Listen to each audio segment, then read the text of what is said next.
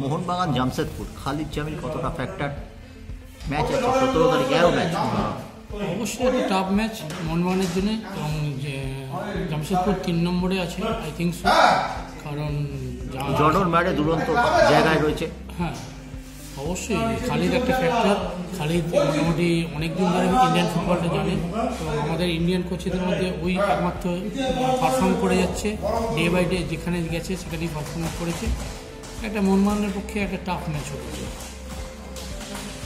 শুধু জর্ডন মারে নাই, আমাদের সৌরভ দাস আছে, আলবিনো গোমস আছে, তোমাদের পরিচিত বেশ কিছু প্লেয়ার আছে, এবং ওদের সার্বিয়ান মিডফিল্ডারটা দারুণ খেলছে। অবশ্যই অবশ্যই ডিফেন্সিভ ব্লকার। খালিদের একটা স্ট্র্যাটেজি আছে যে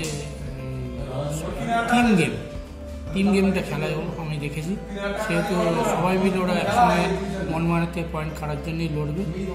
মোহনবাগানের পক্ষে একটা টাফ ম্যাচ হতে চলেছে। ও 1 পয়েন্টের জন্যই খেলবে। অবশ্যই অবশ্যই 1 পয়েন্টের জন্য।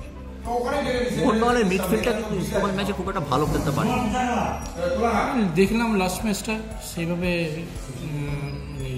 খেলে উঠতে পারিনি, একদম সঠিক কথা। কিছু একটা খামতি রয়ে গেছিলো, সেটা হয়তো ওভারকাম করে কোচ রয়েছে, অভিজ্ঞ কোচ রয়েছে, সেটাকে রেকটিফাই করে জামশেদপুর ম্যাচটা এগিয়ে যাবে। লিস্টন মনবীর, এই জুটিটাকে কীরকমভাবে দেখছো? অবশ্যই আমরা তো দেখিনি মানসদা বিদেশদার জুটি, কিন্তু মনবীর অ্যান্ড লিস্টন ওরাও ভালো পারফর্ম করছে। এটা মানে পুরোনো জুটিকে মনে করাচ্ছে, মানসদা বিদেশের জুটিকে মনে করাচ্ছে। ইস্ট বেঙ্গল গোয়া ম্যাচও আছে, সেখানে কিন্তু সৌভিক চক্রবর্তী নেই, সল ক্রেসপো নেই। ইস্ট বেঙ্গল লাস্ট ম্যাচটা যেটা করেছে, সৌভিকের রেড কার্ডে একটা ফ্যাক্টর হয়ে গেছিলো, সেহেতু ইস্ট বেঙ্গল কী আছে কে নেই, বরাবরই ইস্ট বেঙ্গল জার্সি খেলে। আশা করবো যে ইস্ট বেঙ্গল জার্সিটাই খেলবে। সেটাও ইদানিংকালে যে ঔজ্জ্বল্য সেটা কিন্তু ক্রমশ কমে যাচ্ছে। এর কারণ কি? সেটা তোমাদের সময় কমা টিমও দারুণ খেলে যেত। অবশ্যই আমাদের সময় ইস্ট বেঙ্গলের এখন যারা রয়েছে জার্সির ওয়েটটা বুঝতে হবে যে কোন জার্সিটা পড়ছে, তত পারফরমেন্সটা বেটার হবে।